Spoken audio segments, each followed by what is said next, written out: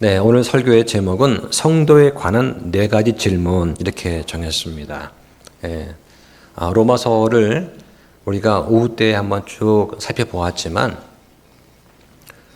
그건 성경 공부 형식으로 한 것이고 우리가 말씀을 좀 묵상을 하면서 중요한 부분들 저희가 한번 짚어가면서 나누려고 합니다. 오늘은 로마서 1장 1절부터 7절 말씀을 중심으로 하고 성도에 관해서 4가지 질문, 이것과 함께 에베소서 또 골로새서 말씀을 찾아가 보면서 오늘은 성도란 무엇인가, 성도는 어떻게 살아야 되는가, 그리고 성도는 어떠한 소망을 가지고 있는가, 또 우리는 어떻게 해서 성도가 되는가, 이런 질문에 대해서 우리가 생각을 해보면 참 좋을 것 같습니다. 오늘 본문 1장 7절에 보니까 바울은 하나님께 사랑을 받고 성도로 부르심을 받은 로마에 있는 모든 자들에게 편지하노니 하나님 우리 아버지와 주 예수 그리스도로부터 은혜와 화평이 너에게 있기를 원하노라. 이렇게 편지를 시작하고 있습니다. 여기 보니까 성도로 부르심을 받았다. Called to be saints라고 되어 있습니다. 이건 성도가 되도록 부르심을 받았다는 거예요. 바울은 로마서 1장 1절에서 자신이 사도로 부르심을 입었다 하면서 called to be an apostle이라고 말을 합니다. 즉 바울 사도가 되도록 부르심을 받았다는 거예요. 바울은 특별한 목적을 위해서 예수님으로부터 사도가 되도록 부르심을 받았습니다. 이 부르심은 이방인들에게 전파하도록 보내심을 받은 그 복음과 관련이 있어요. 1장 1절에 보니까 예수 그리스도의 종 바울은 사도로 부르심을 받아 하나님의 복음을 위해 구별되었다라고 합니다. 여러분 종이 무엇입니까? 옛날 조선시대에 우리나라에 거의 70% 이상이 다 종이었다고 하지 않습니까? 어떤 학자들은 90%가 종이었다라고 주장하는 그런 학자들도 있어요. 길 지나가다가 양반 옷 입고 다니는 사람 보면은 전부 다 굽신굽신 절을 하고 대부분 사람들은 다 종이었다는 거예요. 이 종이라고 하는 것은 뭐냐? 주인이 어떤 값을 치르고 산 소유물입니다. 종은 주인의 뜻만 따르는 사람이에요. 자기의 의지로 뭔가를 할 수가 없습니다. 종은 어떻게 보면 모든 그리스도인에게 매우 합당한 호칭입니다. 예수님께서 우리를 그 죄값을 치르고 사셨습니다. 우리는 예수님의 뜻만 따르는 그런 사람들이에요. 그래서 우리는 그리스도인이다 라고 부르는 것이 큰 영광이 되는 겁니다. 여기 보니까 부르심을 받았다. 즉 바울이 또 우리가 내가 하고 싶어서 내가 좋아서 나한테 어떤 지적 능력과 자격이 있어서 또 다른 사람이 시켜서 어떤 일을 하는 게 아니라는 거예요. 이 부르심에서 가장 중요한 게 뭐냐? 그 부르심에 응답하는 것입니다. 모든 사람들은 복음을 통해서 구원으로 부르실 때 그 부르심에 응답해야 합니다. 왜냐? 하나님께서는 모든 사람이 구원을 받고 진리를 아는 데 이르기를 원하시기 때문이다 라고 디모데전서 2장 4절에 말씀을 하세요. 사역자뿐만 아니라 모든 그리스도인들도 마찬가지로 이 부르심, 소명을 가지고 있습니다. 우리는 모두가 예수 그리스도의 부르심을 입은 그런 사람들입니다. 오늘 본문 6절에 보니까 너희도 그들 가운데서 예수 그리스도의 부르심을 받은 자들이다 라고 말씀을 하는 거예요. 우리는 성도로 부르심을 받았습니다. 그런데 이 성도라는 이 단어가 자주 오해가 되고 또 잘못 적용되는 그런 단어이기도 합니다. 성도라는 말은 잘 이해를 하셔야 돼요.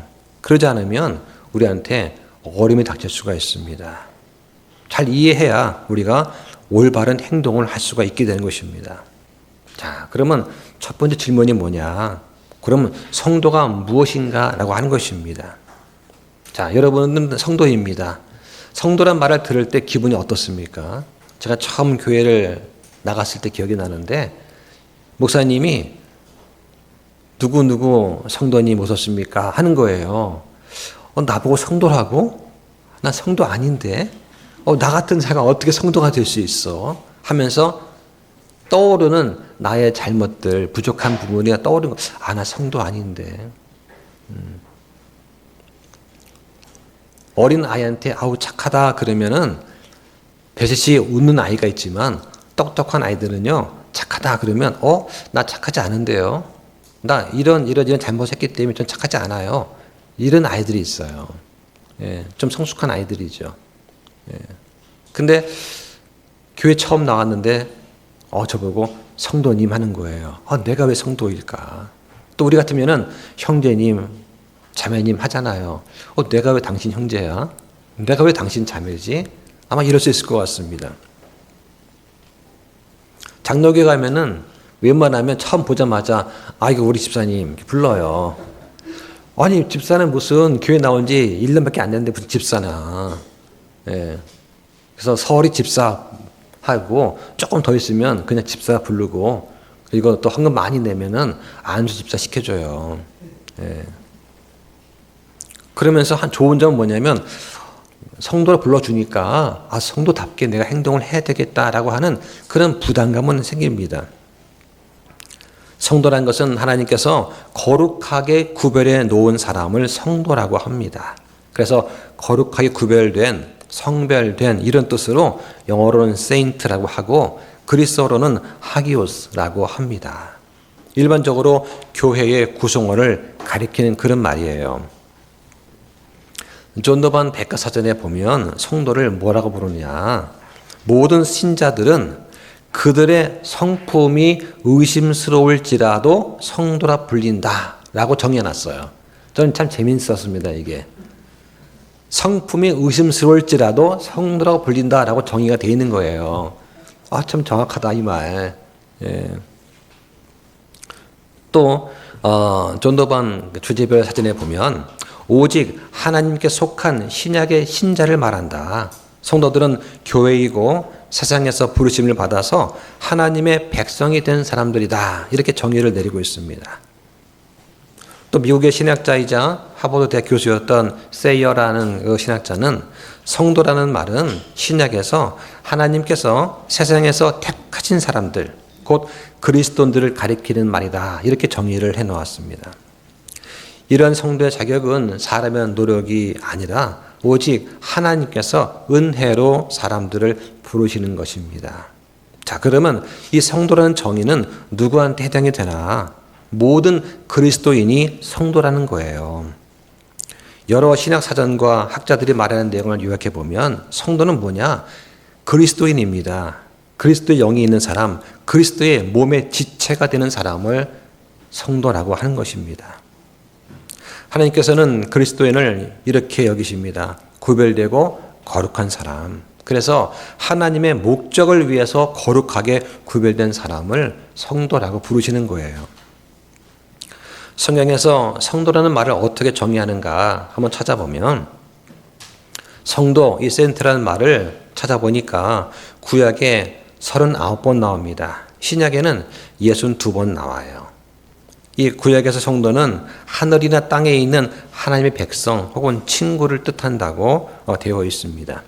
그래서 역대하 20장 7절에 보면 아브라함을 가리켜서 하나님의 친구라고 말하기도 하고 또 신명기 33장 2절에 보면 이런 말씀이 있습니다. 주께서 시내에서 오시고 세일에서 일어나 그들에게 오시며 바란산에서부터 빛을 내시고 수만 성도와 함께 오셨는데 그분의 오른손에서 그들을 위해 불같은 율법이 나왔도다. 이런 말씀이 있어요. 여기서 성도는 누구냐? 하늘의 천사를 가리키는 것입니다. 그래서 스데반도 사도행전 7장 53절에서 이렇게 또 증언을 하죠. 너희가 천사들을 통해 제정하신 율법을 받고도 그것을 지키지 아니하였다. 이런 말을 또 스데반이 하였습니다. 구약 시대에는 경건한 유대인들을 가리켜서 또 성도라고 하였습니다.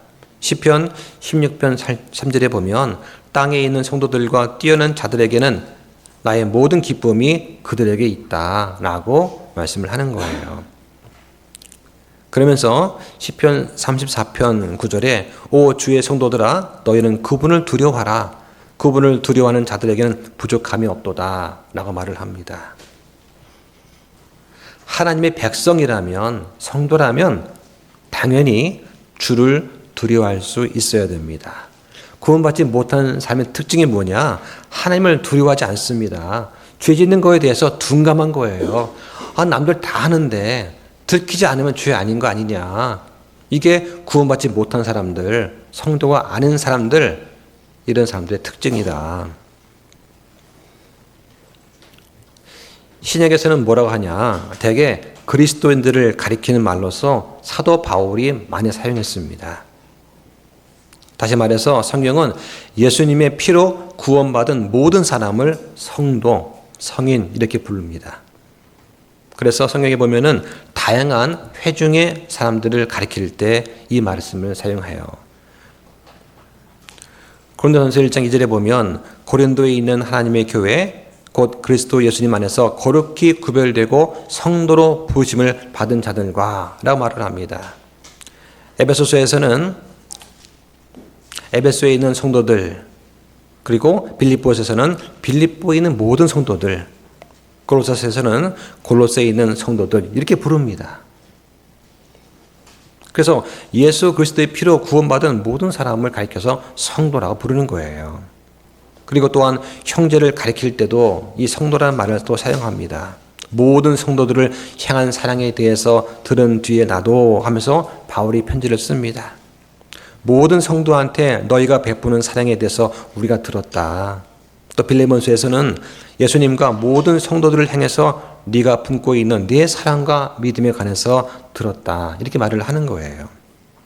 자, 그런데 이런 성도라는 단어가 시간이 지나면서 교회가 부패하기 시작하고 결국 가톨릭이 스스로 성인들을 배출해내기 시작을 하였습니다. 가톨릭에서는 이미 죽은 사람들을 성인으로 만들었습니다. 신자들이 그 죽은 사람들한테 기도하고 그들의 은덕으로 하나님께 나아갈 수 있도록 가르치는 이런 가증한 일을 수행하고 있는 거예요. 가톨릭에서는 오래전에 살아있었지만 지금은 죽어있는 그런 사람들을 성인으로 만들었습니다. 누가 예배의 대상이 됩니까? 누가 믿음의 대상이 되어야 됩니까? 오직 하나님 한 분뿐이세요. 그런데 가톨릭은 어떠냐? 베드로를 성인으로 추앙합니다. 베드로를 믿음의 대상으로 삼아요. 또 마리아를 통해서 예수님께 나아간다 이렇게 말을 합니다. 왜냐? 예수님은 너무나 무섭다는 거예요. 그러니까 예수님께 직접 나아가서 기도하는 것이 아니라 어머니 마리아를 통해서 예수님을 좀 달래주라고 하는 거예요. 이게 가톨릭 교리입니다. 그럼 벌써 성경이 말씀하시는 교리와 다르지 않습니까? 우리한테는 인간 중보자가 필요하지 않습니다. 우리는 직접 그 은혜의 왕자 앞으로 나가서 아버지 하나님께 나갈 수 있습니다. 그러면 아들 예수님께서 그 하나님 오른편에서 우리를 중보하세요. 그리고 성령님께서 말할 수 없는 신음으로 우리를 위해 중보하시면서 우리의 연약함을 도우신다.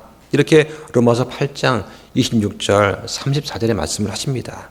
결론적으로 그리스도의 영이 있는 모든 그리스도인들은 다 성도입니다. 자, 그런데 뭐가 문제입니까? 모든 그리스도인이 성도처럼 행동하지 않는다는 거예요. 본을 보여야 되는 목사는 물론이고 많은 성도들이 성도답지 못하게 살아가는 모습을 우리는 어렵지 않게 보게 되는 것입니다. 하늘에 있는 것에 애착을 두지 않고 땅에 있는 것에 애정을 두는 사람 너무나 많습니다. 육신의 정욕, 안목의 정욕, 인생의 자랑에 목숨 거는 자들이 많아요. 그런데 그 가운데 목사가 있고 성도가 있는 겁니다. 그러면서 말로는 주님의 부르시면 가겠습니다. 이렇게 하면서 그런 사람들이 왜 땅에 그렇게 많은 재물을 쌓아두려고 하나? 왜 자기의 명예를 그렇게 중시하려고 하나? 참으로 안타까운 일입니다. 예수님께서는 얼마나 안타까워하실까요? 땅에 있는 것들이 아닌 위에 있는 것들에 너희의 애정을 두라고 골로새서 3장 2절에 말씀을 하십니다. 자, 두 번째 질문을 드리겠습니다. 그럼 과연 성도는 어떻게 살아야 하는가? 성도의 삶은 우리가 에베소서 4장 그리고 골로새서에서 살펴볼 수가 있습니다. 성도는 부르심에 합당하게 생활해야 됩니다. 한번 보실까요? 에베소서 4장 한번 보시죠. 4장과 5장에 있는 말씀을 가지고 좀 보겠습니다. 자, 거기 1절에 보면 4장 1절에 그러므로 주의 갇힌 자 된 내가 너희에게 간청하노니 너희는 너희를 부르실 때에 허락하신 그 부르심에 합당하게 걸어라. 이게 어떻게 걷는 것입니까?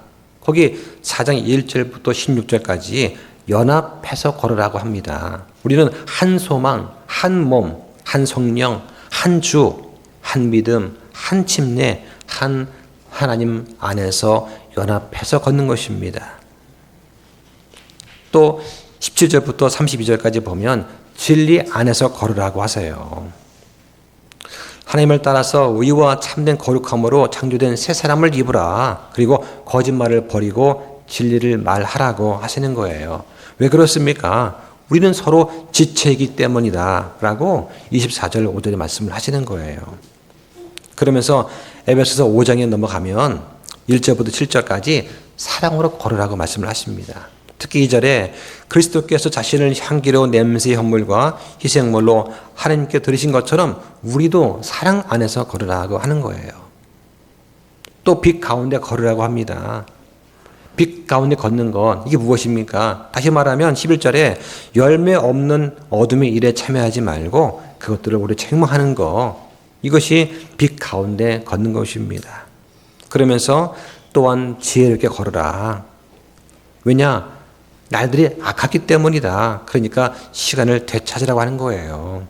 그러면서 주의 뜻이 무엇인지 잘 이해해야 된다. 어떻게 하면 될까요? 우리가 기도와 말씀 묵상 또 찬양과 감사로 아버지께 항상 예배하고 하나님을 두려워한 가운데 서로에게 복종하는 것, 이것이 지혜롭게 걷는 것입니다. 이런 것들이 성도로 부르심에 합당한 삶이에요. 성도는 부르심에 합당하지 않은 일을 피해야 됩니다. 어떤 게 합당하지 않은 것이냐? 거기 에베소서 5장 3절, 4절 이게 보시면 거기 보니까 음행, 불결함, 탐욕 이런 것들이 나옵니다. 이런 것은 성도한테 적절하지 않은 거예요. 이것은 옛 사람에 속한 것입니다.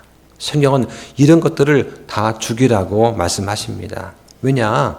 우리 아버지께서 미워하시는 거예요. 증오하시는 것입니다. 특히 탐욕은 우상 숭배다. 이렇게 골로새서 3장 5절에 말씀을 하십니다. 왜 탐욕이 우상 숭배일까요?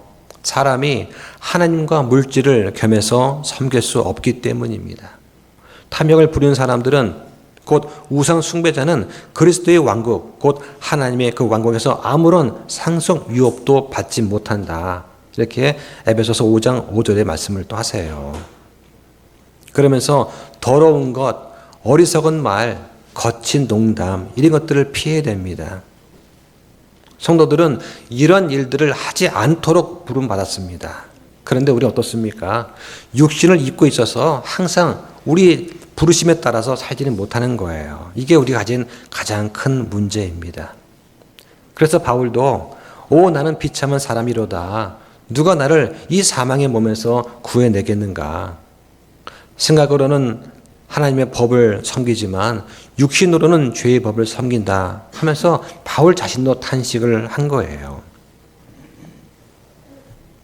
골로새서에 보면은 성도는 어떻게 살아가야 되는가?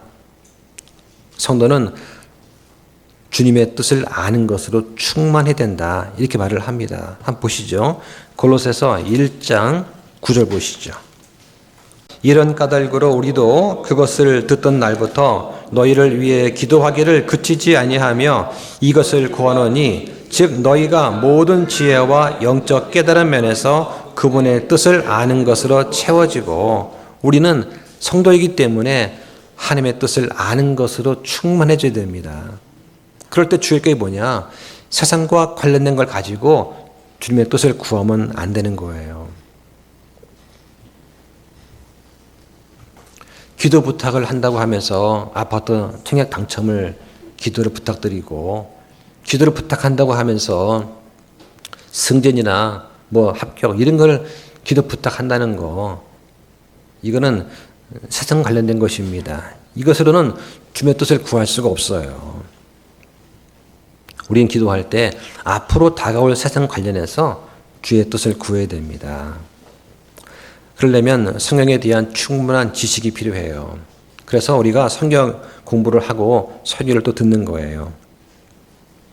우리가 여러 번 다루었던 성경에 나타난 하나님의 뜻이 있습니다. 아마 대부분 다 잊어버리셨을 겁니다. 10가지를 말씀드렸었습니다.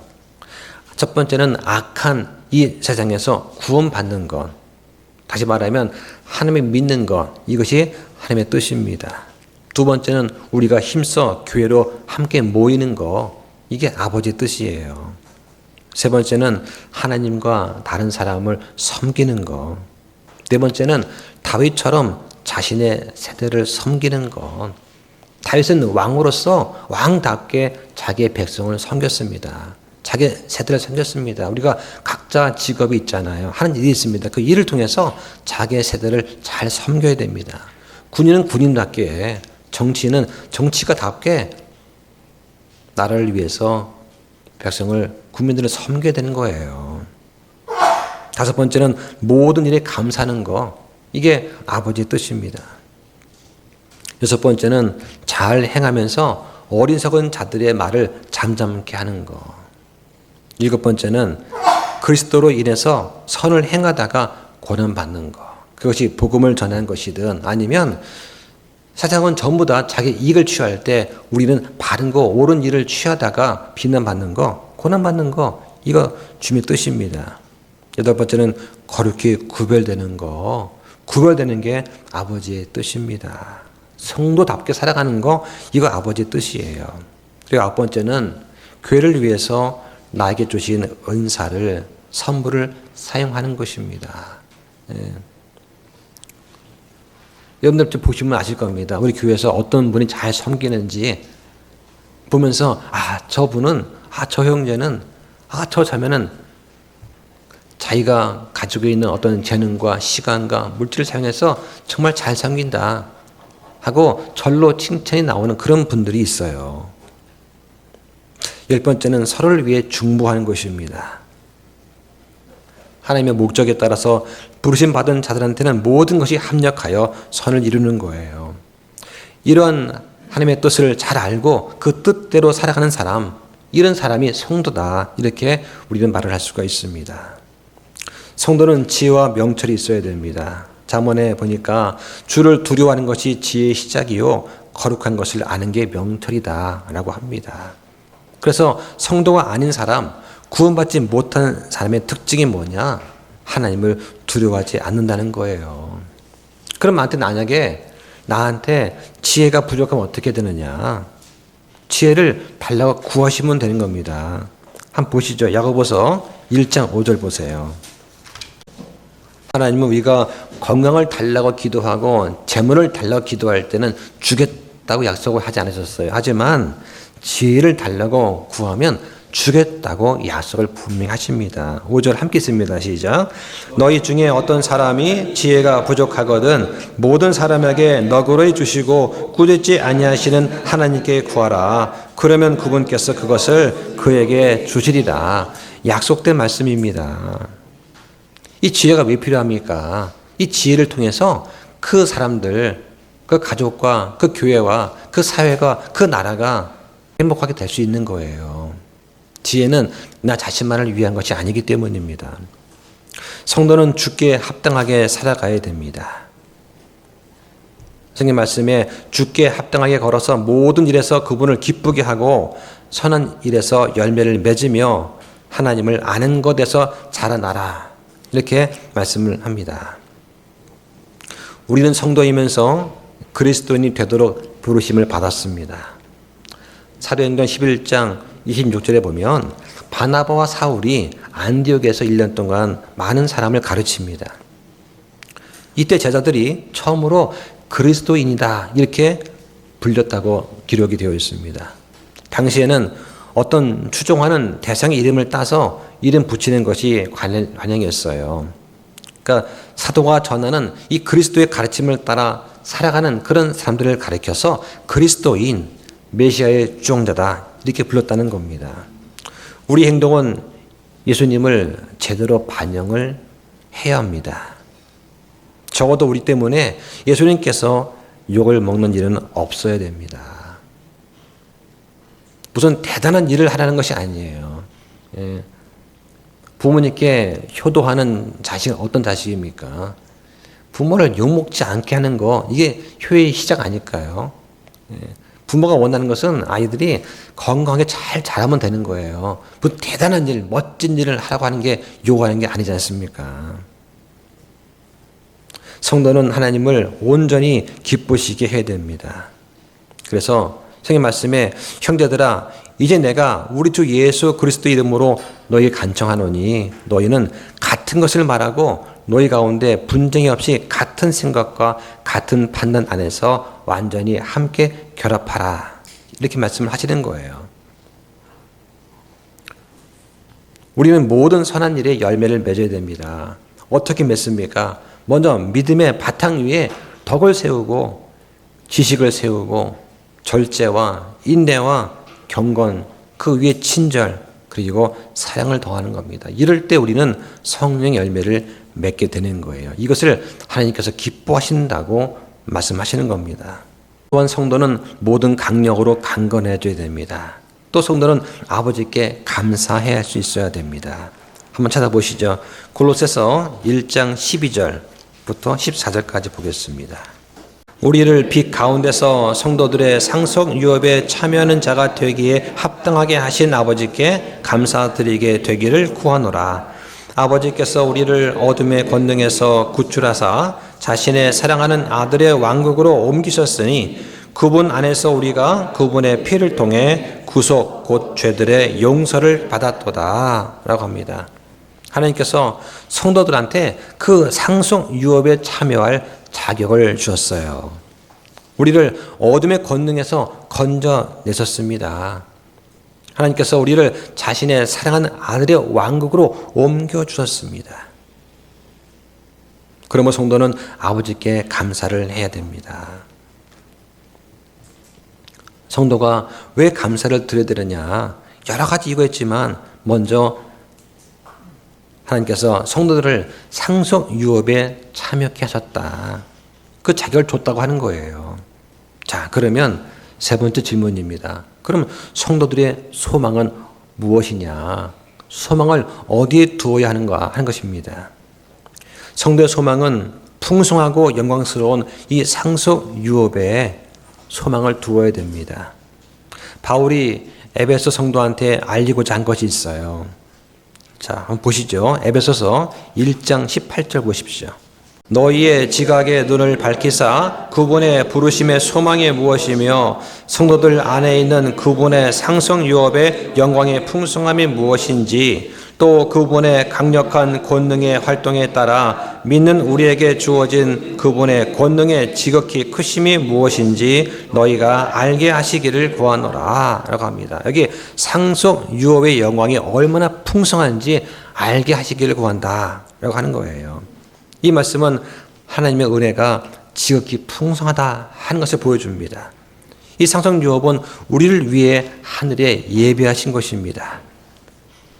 이 유업은 썩지 않고 더럽지 않으며 사라지지 아니하고 우리를 위해서 하늘에 마련된 상속 유업이다라고 베드로전서 1장 4절에 말씀을 하세요. 이것은 새 하늘과 새 땅을 가리키는 것입니다. 하나님께서 약속해 주신 거예요. 자, 한번 보시죠. 베드로 후서 3장 14절 보십시오. 13절 14절. 그럼에도 불구하고 우리는 그분의 약속에 따라 우리가 거하는 새 하늘들과 새 땅을 기다리느니라. 그러므로 사랑하는 자들아 너희가 그러한 것들을 기다리나니 너희가 점도 없고 흠도 없이 화평 중에 그분께 발견되도록 힘쓰라고 합니다. 여기서 말하는 우리가 거한다. 그 우리가 무엇입니까? 우리는 하나님의 근본 속성이에요. 하나님의 곧바르심, 거룩하심이 곧 우위입니다. 목소리 크고 돈 많은 자가 이기는 것이 아니라 하나님의 절대적인 공의가 있는 그런 것을 말하는 거예요. 이게 바로 새 하늘들과 새 땅이다. 그 가운데 우리가 점도 흠도 없이 화평 가운데 거기 살도록 동기를 부여하시는 거예요. 자, 이 새하늘과 새 땅에 대해서 요한은 또 어떻게 말했는가 보겠습니다. 자, 계시록 21장 1절 2절 보세요. 내가 새 하늘과 새 땅을 보았으니 이는 처음 하늘과 처음 땅이 사라졌고 바다도 다시는 있지 아니했기 때문이더라. 나 요한이 보니 거룩한 도시 새 예루살렘이 신부가 자기 남편을 위해 단장한 것 같이 예비하고 하늘에서 하나님으로부터 내려오더라. 자, 지금 현재 살고 있는 이 지구와 이 우주는 불로 정화됩니다. 그리고 그 이후에 하늘에서 내려오는 거룩한 성이 있어요. 이게 바로 새 예루살렘입니다. 새 예루살렘은 거룩한 도시, 거룩한 성이라고 되어 있습니다. 지금은 저 셋째 하늘에 있습니다. 그리고 천년 왕국이 끝난 이후에 이 땅과 우주가 불로 정화된 다음에 하늘에서 내려옵니다. 자, 그 형태가 뭐냐? 형태가 정육면체다 또는 피라미드 형태다 이렇게 보고 있습니다. 어쨌든 간에 맨 밑에는 정사각형이에요. 그런데 이 길이가 얼마냐? 정문에 딱 들어가서 정 가운데까지 길이가 1200km입니다. 전체 지름이 가로가 2400km예요. 가로, 세로, 높이가 2400km입니다. 한 층을 1km라고 가정하면 이 새하늘은 2400층짜리예요. 예. 자, 얼마나 큰 거냐? 유럽 대륙 전체가 1000만 제곱킬로미터라고 합니다. 그런데 이 새 예루살렘을 갖다가 면적 계산해 보면 가로 세로가 나오잖아요. 그러면 2400 곱하기 2400 하면은 1660만 제곱킬로미터. 그러니까 유럽 대륙 전체를 덮고도 남아요. 가로만, 가로 세로만. 그리고 높이도 그와 같습니다. 여기는 거리가 금으로 덮여 있지 않습니다. 거리 자체가 금덩어리예요. 예, 파도 금밖에 안 나와요. 예, 여기는 저주가 없습니다. 여기는 의가 거합니다. 여기는 생명의 나무가 있어요. 천사들처럼 천사도 배고프지 않지만 만나라는 그런 과자를 먹지 않습니까? 그러니까 우리들도 가서 심심하면 하나님께서 간식으로 생명의 나무를 주시는 거예요. 심심하면 가서 먹으면 되는 거예요. 이곳은 하나님께서 사람들과 함께 거하십니다. 놀라운 복을 날마다 베푸시는 곳이 이 새하늘과 새 땅이에요. 여기가 우리가 앞으로 거하게 될 그런 상승유업입니다.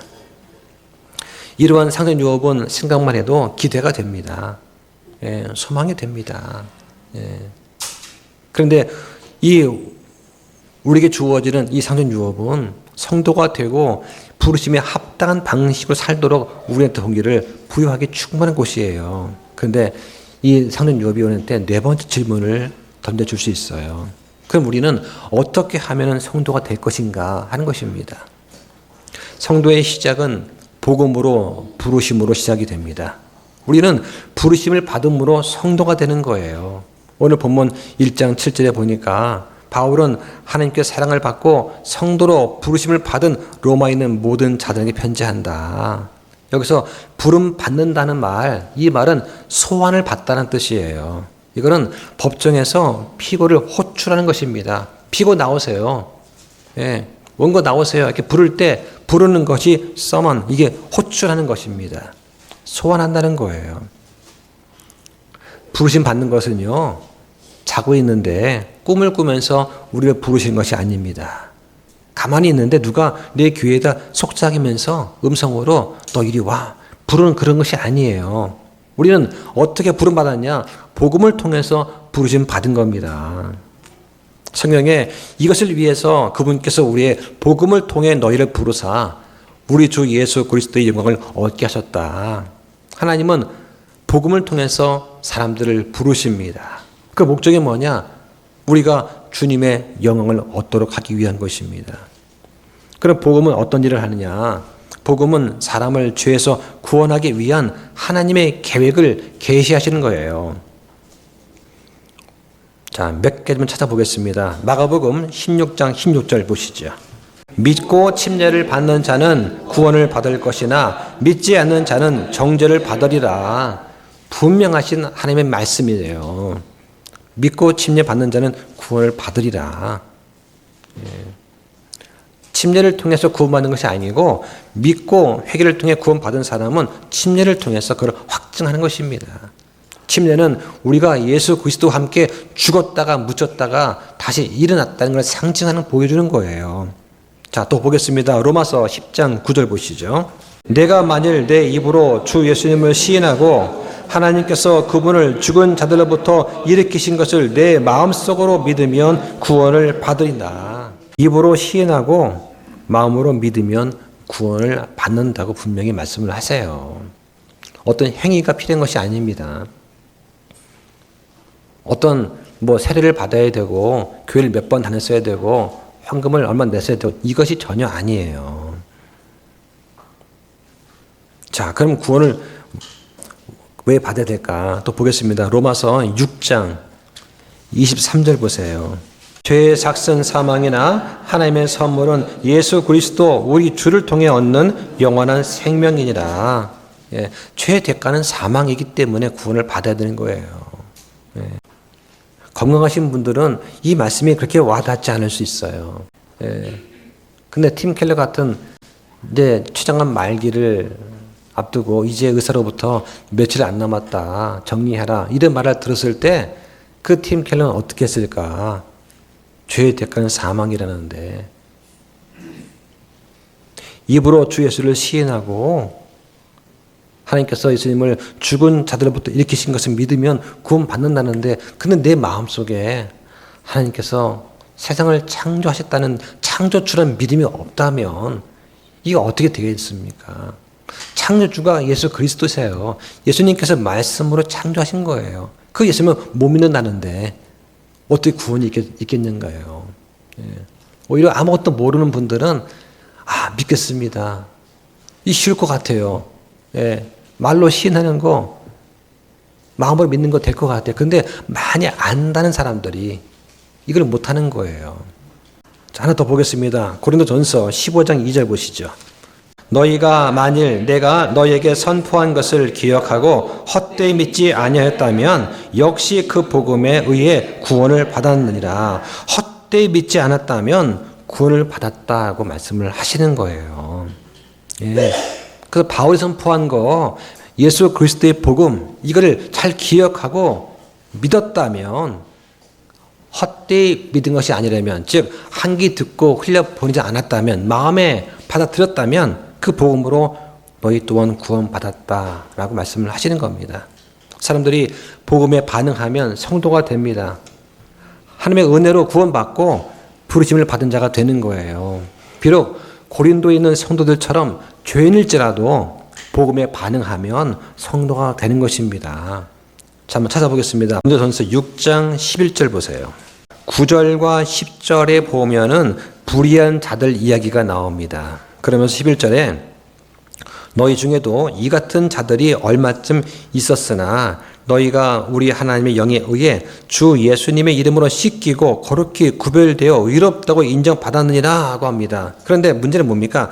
바로 앞에 너희 중에도 이 같은 자들 누구예요? 9절 10절에 있는 그 말씀대로 우상 숭배하고 간음하고 동성애하고 도둑질하고 탐욕을 부리고 술주정뱅에다가 욕설과 착취하는 이런 모습들이 믿는다고 하는 너희 가운데 있었지 않느냐라고 하는 것입니다. 그랬던 너희가 하나님의 영을 통해서 주 예수 그리스도 이름으로 씻기고 거룩히 구별되었다라고 하는 거예요. 그러니까 나한테 무슨 자격이 있어서가 아니라 내가 배운 게 많고 사회 지위가 높고 재물이 많아서 성도가 된 게 아니라 오직 하나님의 은혜로 복음을 듣고 믿고 받아들여서 성도가 되었다고 하는 것입니다. 우리는 이 복음이 전파될 때마다 하나님께서 사람들을 성도로 부르신다고 하는 것을 기억을 하셔야 됩니다. 듣는 자들은 순종해야 됩니다. 순종하는 자들은 씻음과 거룩함과 의롭다 하심을 얻게 되는 거예요. 이렇게 거룩하게 된 성도들, 이 사람들은 하나님의 목적을 위해서 구별되고 성별되었다고 성경이 말씀을 하는 겁니다. 말씀을 정리하겠습니다. 하나님의 놀라운 은혜로 성도가 되었습니다. 우리는 구분의 목적을 위해서 구별되었습니다. 성도가 된 거예요. 거룩한 자들이 된 것입니다. 거룩하다는 것은 구별한 걸 말하는 것이지 우리가 윤리적으로 도덕적으로 아주 고상이 됐다는 걸 말하는 것이 아니에요. 우리는 우리를 위해서 저 하늘에 마련된 놀라운 상속유업을 기대할 수가 있습니다. 그럴 자격이 있어요. 그런데 그 전에 먼저 우리는 이 땅에 사는 동안 성도로서 부르심에 합당하게 행할 수 있어야 됩니다. 이 부르심과 택하심을 굳게 잡아야 돼요. 구원받았기 때문에 우리의 믿음을 나타내야 하는 것입니다. 사도와 성도로 부르심 받은 바울조차도 다른 사람들한테 복음을 전한 다음에 자신이 버림받은 자가 되지 않으려고 몸을 억제하고 몸을 복종시켰다고 고백을 합니다. 그러면서 이렇게 말을 합니다. 오직 내가 내 몸을 억제하여 복종시킴은 내가 다른 사람들한테 복음을 선포한 뒤에 어떤 방법으로든 내 자신이 버림받은 자가 되지 않게 하려 함이라. 바울은 죽을 때까지 자신이 싸울 그 대상이 누구냐? 자기 몸이라는 거예요. 육신의 정욕, 자기의 죄라고 하는 것을 보여줍니다. 그러면서 항상 예수 그리스도를 섬기기를 원하는 그런 모습을 보여주고 있어요. 여러분은 어떻습니까? 여러분의 싸움의 대상은 무엇입니까? 여러분은 믿음의 훌륭한 싸움을 지금 싸우고 계십니까? 오늘 하나님께서 물어보십니다. 여러분은 성도입니까? 복음에 순종해서 그 부르심에 응답했다면 여러분은 성도입니다. 그럼 과연 나는 성도로서 합당하게 살아가고 있는가 한번 생각해 보시기 바랍니다. 오늘 성경이 질문하는 이 네 가지 성도에 관한 질문을 깊이 생각해 보면서 우리 각자가 성도로 부르심에 합당하게 행할 수 있도록 하나님의 은혜가 넘치기를 주님의 이름으로 축원합니다. 기도하겠습니다.